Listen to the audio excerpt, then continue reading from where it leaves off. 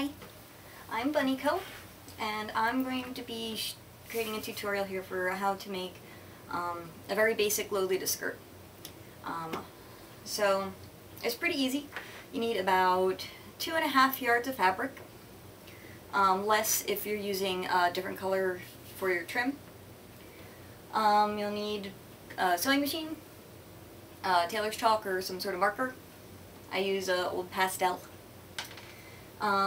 Scissors, measuring tape, and if you have one, a ruffle foot, and elastic for the waist, because I'm doing a half elastic waist, and some interfacing for the front part of your Lolita skirt, which will be flat.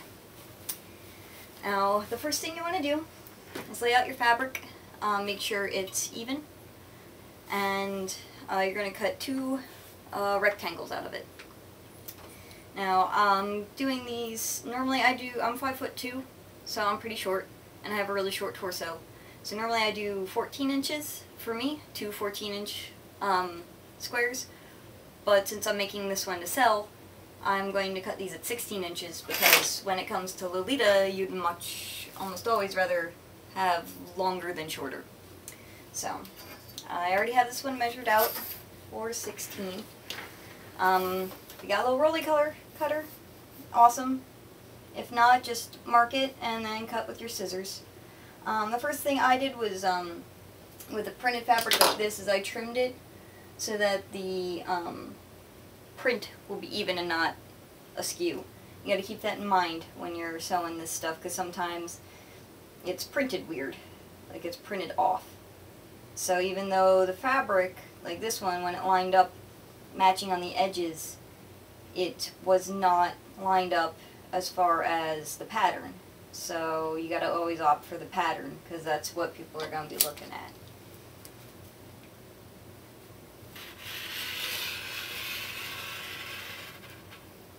My blade's a little dull, so that's why I'm pushing so hard. So that's one square of it.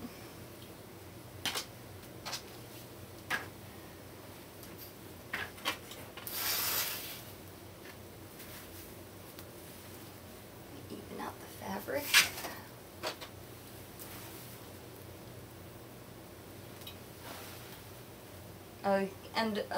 Almost forgot to mention, you'll need an iron, but I kind of assumed that was a given. Ironing is one of those things that I learned the hard way, that you kind of need to do. I thought, you know, why should I need to iron this? You know, it's just gonna end up in the wash anyway, and, well, that was one lesson learned. Stuff doesn't lay the way you want it to unless you press it. So, if there's any newbies out there, please take that into consideration. Learn from my mistakes. Alright, so another 16 inches. Like I said, I just use an old pastel. I found it washes out fine, and but just make sure, don't use an oil pastel, obviously. But go on ahead and...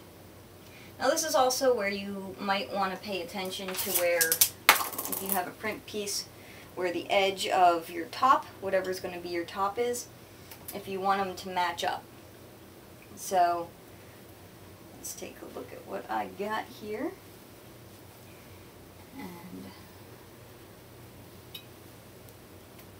so this is, you can see where it would be on the print. So, I'm not carrying too much since the print is so busy, and it's all going to be ruffled at the top anyway. You're not really going to be able to tell too much. So,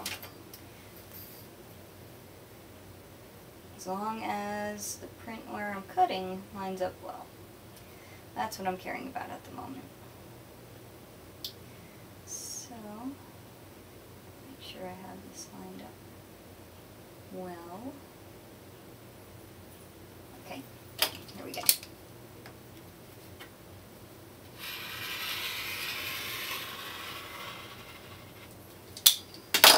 Alright, and there's our 2 squares. Now, what you're going to want to do is go on ahead and stitch these together, right sides together, and make basically a giant tube.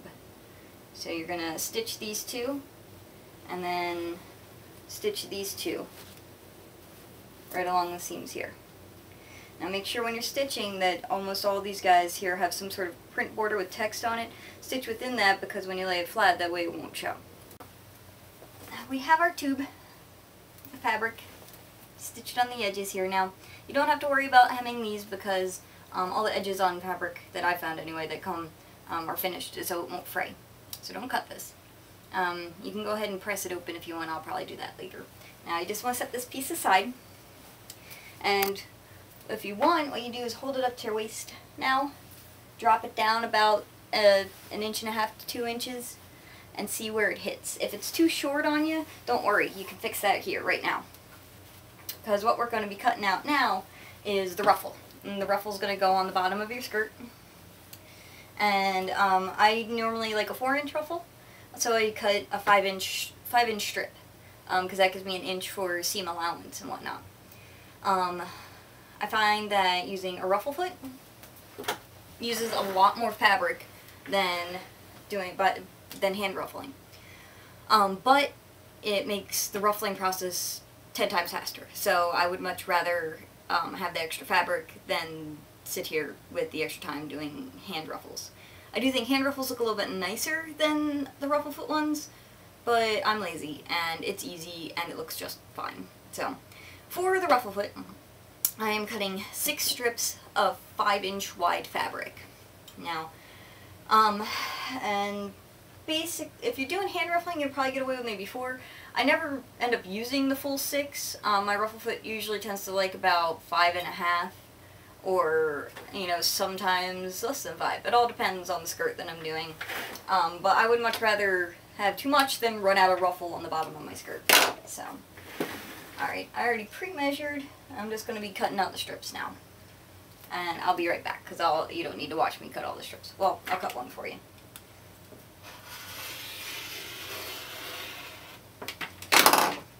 Five more to go. So we have all our strips. Now what you want to do is, like the skirt, you want to sew them all together, but not in a tube. You just want to make one really long strip of fabric. And just like the other time, just go ahead and stitch these guys together at the seams. And just make sure, you know, if you have a pattern, it's all facing in the correct direction, and you're sewing the right sides together. And when you're done with that, you're going to want to press the fabric and press the seams open. So I've sewn my fabric into a giant long strip, and I've pressed these guys open, and I got rid of any wrinkles. Now, this is where you're going to want to hem the bottom of the ruffle. There's a variety of ways of doing these. Sergers, I think, can just do it real quick. You can do it this way, where you just... I used a little roller foot, and it rolled over the tiny edge of the fabric for me, but I'm not really good at it, so some parts stick out. So then I go over that with a zigzag, a really tight zigzag stitch to help prevent it from fraying. So you can do that, like if you're going, oh no, my ruffle is going to be way too short, you can do this and get yourself an extra inch on your ruffle and not have to waste the fabric. Or you can do a rolled hem, which is what I'm going to do here. I'm not a big fan of rolled hems, simply because every time I have one, after I wash the skirt, the hem part for some reason always wants to flip up. I found that pressing it after I stitch the hem down helps with that. But honestly, I found it's the best way just to prevent it from fraying. And if I'm going to sell a skirt like this one, I don't want it to fray. So I go with a rolled hem. And that was what that extra inch was for. Now, I'm going to go down the whole entire thing of fabric and roll it over once. I'm going to come back and then I'm going to roll it over again for the rolled hem. And then I do 2 lines of stitching simply because, like I said, it helps keep it from flipping up after I wash it.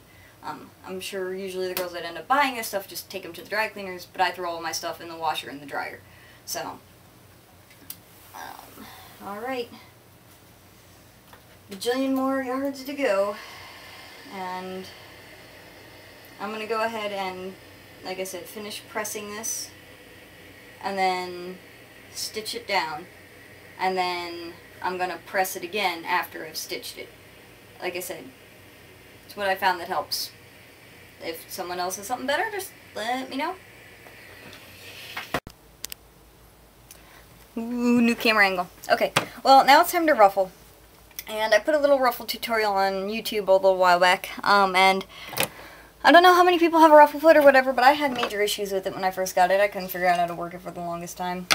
So hopefully, might as well include that here in this tutorial as well. Alright, now, everyone's ruffle foot's probably going to be different. But the little loop has to go on the up and down, and this has to get locked in. Alright, and this part here is set on 1, which is the smallest ruffle you can have. And actually, the wider you go, like up to, I have 1, 6 to 12. If I go on 12, it looks like a pleat. 6 kind of looks like a little bit of a wider pleat. Basically, make sure I'm not on my fabric here. Okay. What you have to do is there's 2 black plates here, and they got little teeth on them, and you have to wedge your fabric in between those 2. You just slide it in. I just shimmy it until I can get it all the way over. Okay, and then this piece here is like a little notchy, and that helps guide your fabric and keep it from sliding out of the ruffle. And come on, there we go. Let's see if I can get it in there. Drop your foot down and pretty much just go.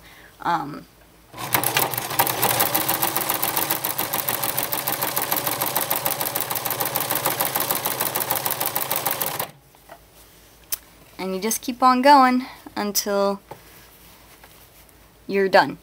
I'm not going to keep on showing this because this is basically the ruffle foot tutorial I have. So, I've finished my ruffle, as you can see. Now what I'm going to do is sit here and pin it right sides together to the bottom of my skirt. And then I'm going to go ahead and stitch it on.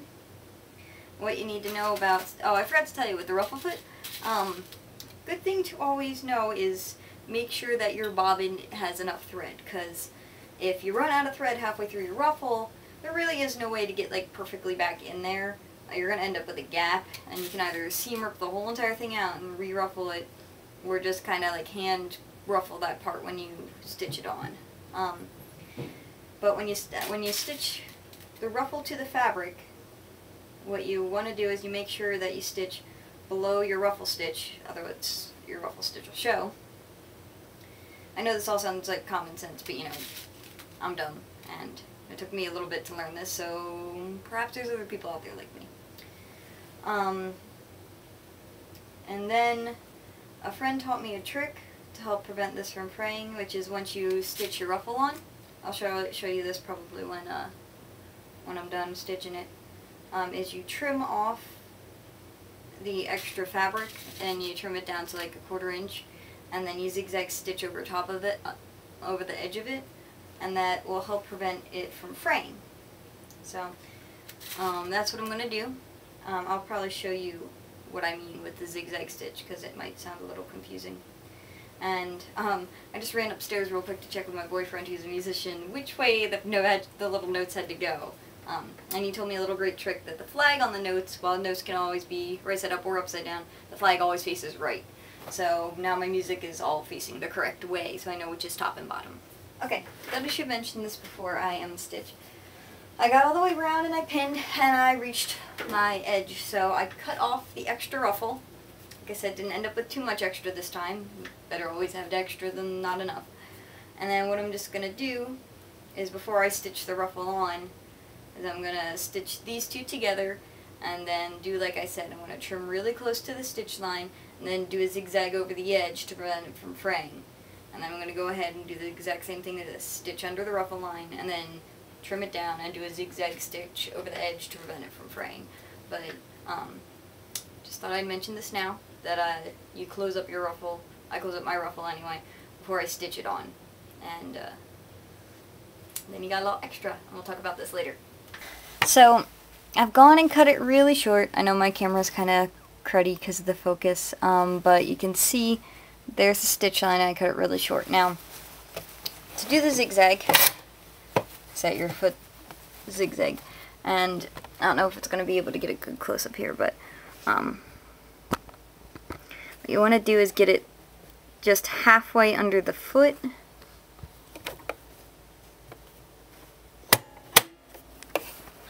like that, And then when you zigzag, sorry, it's gonna just catch, it's gonna go on the outside of the fabric and then on the inside. Let's see if you can see that.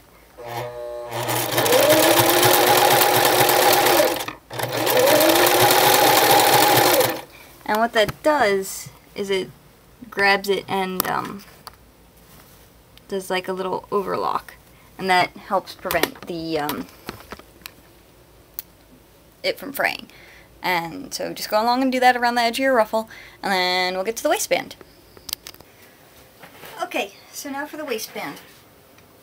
Since I'm doing a half elastic waist, the elastic part is going to be the same length as one of those two panels that we cut out, so the same inches this way. I am cheap and I like to use as much of the fabric as I can, so I took the leftover ruffle and I seam ripped it and I ironed it a little bit. And what I'm going to do with this is cut this down. Now this is going to be half my waist because it's going to be the front part that isn't going to be on elastic. My waist is 28, so I'm going to need 14. And what I'm going to do is fold this over, iron it, and then fold it so that, you know, I have a little bit of a hem, and then fold it over again in half. And then that'll tell me how much I'll need to cut out lengthwise for this, because they should be the same. Alright, so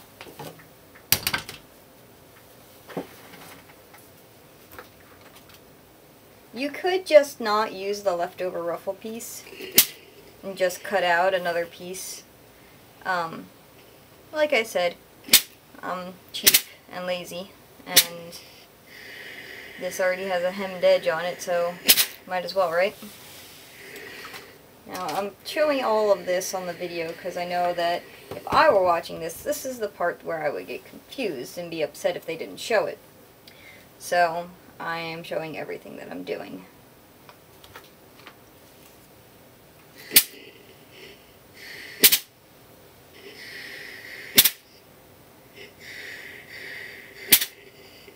Alright, so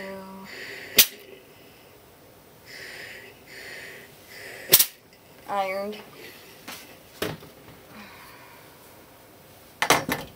Now,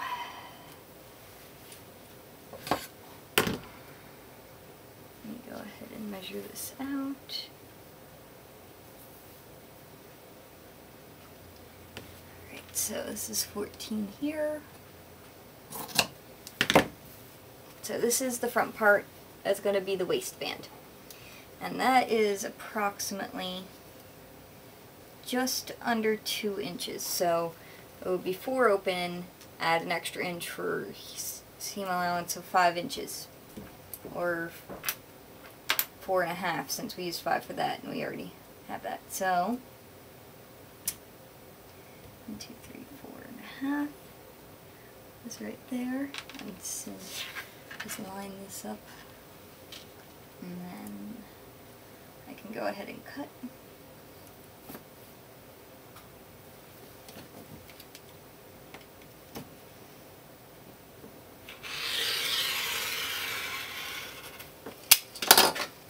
Okay. Save this for a head bow or something. Personally, I'm not a fan of them, but everybody else is, so I must be wrong, right? Okay, so just do the same thing. Fold it over here, and then fold it all in half. And then I'll show you what we're going to do next. We're going to stitch it onto the back of the waist. So we're getting close to the end, so feel good. Now what we do is we take the long piece that's going to house the elastic and pin it to, like I said, here's my seam, so it's going to pin this one whole panel all the way down. Now, and then what we're going to do is we're going to run elastic through. I fold in my edge here. While it's finished, it's certainly not pretty. So I usually just run the pin it like as far as the edge. That's how far that'll come up. That's just how I choose it. You can run it all the way down if you want, or all the way up, whatever you want. whatever you feel is good, but I like doing it this way. It's easier to thread the elastic through, I find. And then just pin your little heart out, and once it's all done, we'll go ahead and stitch it on there. I just use a straight stitch, just go and stitch it all the way down, and then we'll thread the elastic through. So I have my skirt, I have my piece stitched on, and what we're going to do now is put on the elastic. So I use no roll elastic, simply because I don't stitch through the elastic, because I can't the way that I do it. And what I did is I cut another, what you'd want is the other half, so 14 for the front, 14 elastic in the back, so when it's relaxed, it's around your waist comfortably. For me anyway, it would be 28. I always cut it 1 inch shorter than that, so this is 13, because I like it a little bit snug. I want it to grab me when it's up there, but it'll still be enough for you to get in, or for larger people to wear it, or whatnot. The reason I'm making this to my waist, even though I'm going to sell it, is simply because if no one buys it, I'm going to want to wear it. Someone's got to wear it. So, alright, so now to thread your elastic, there's the safety pin method, which I have never found to work. I always lose a safety pin. I have a very difficult time. So we are going to use that safety pin, but not for that purpose. So I go ahead and safety pin the elastic here next to the entrance so that it won't get sucked in when we thread it through. My friend taught me this method, and I find it works great. So thanks to Haley for teaching me this. Alright, and now you get a chopstick. Very easy to hold on to, you know where it's going. And you take the end of your elastic and you fold it over like on a triangle, and then you stitch it down so it stays there. And then that creates a little pocket for you to shove the tip of the chopstick in. And then that gets shoved inside the band. And you just work it on down, and then keep on going. See? That much easier than the safety pin method. And then just go on ahead and seam rip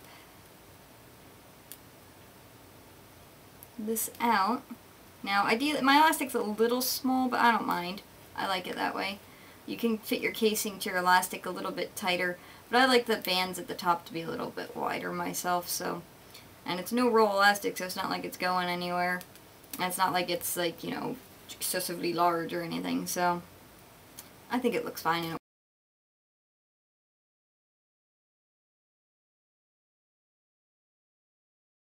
So now that we have the elastic in the back, and we have it just stitched in there on the side, just straight stitch there, we got the elastic back.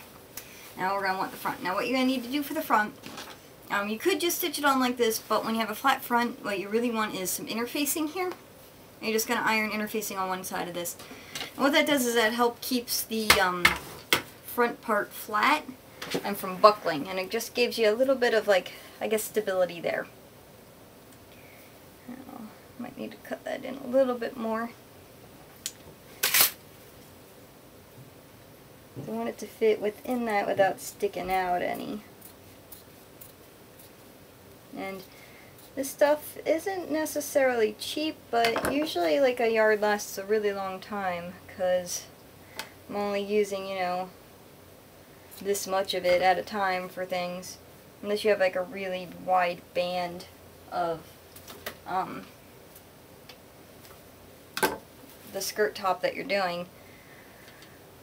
So, like I said, it's not cheap, but it really is worth it, or so I found.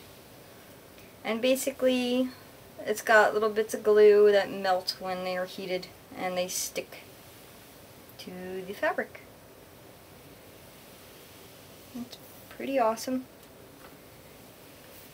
And now what you're going to want to do is, in order to attach this, is basically gather the top of the skirt and then sandwich this on over top of it. What I do, though, because I'm lazy, is I just take my ruffle foot and I go on ahead and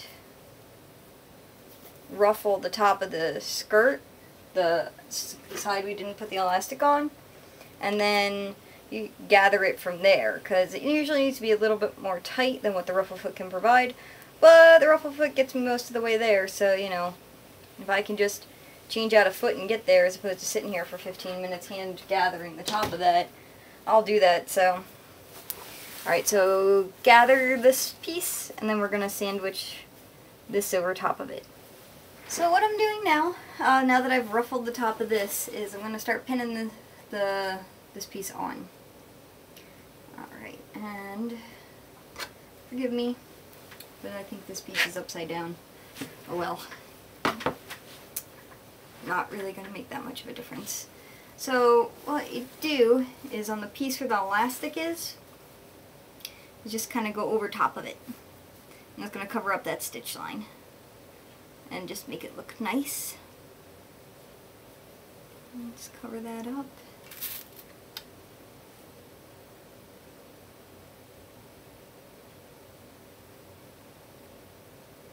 And pin through it. And do the same on the other side. Right.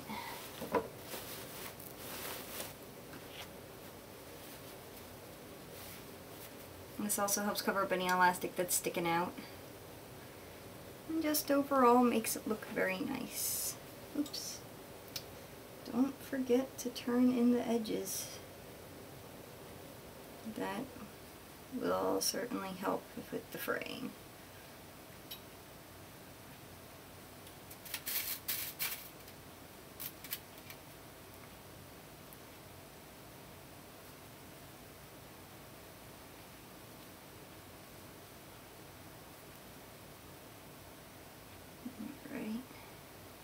Now, since I ruffled this, and this is obviously longer than this, what I do is I just find the middle of both, and this fabric is very similar to itself. Okay, mark the middle there.